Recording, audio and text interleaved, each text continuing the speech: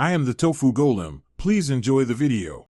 You have admin access and verified email. Start by enabling your SSO provider in the admin console so services trust your domain. Collect the pet registry ID and microchip number now, because you will paste them into form fields during the flow.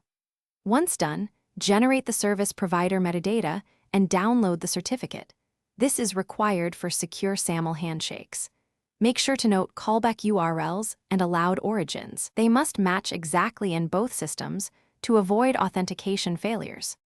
Now connect the SSO provider.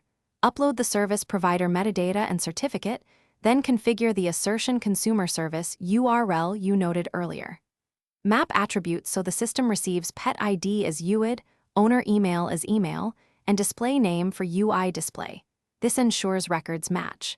Adjust assertion lifetime and encryption preferences based on security needs, and set a short test window for assertions.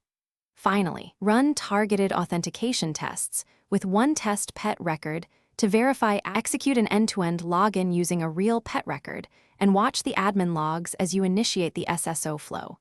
This shows whether assertions arrive and sessions create correctly. Once you see a successful sign-on, finalize by enabling the integration for production and notify users.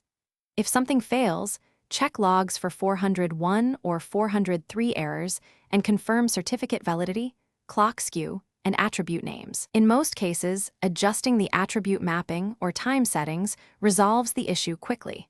Keep a rollback plan ready.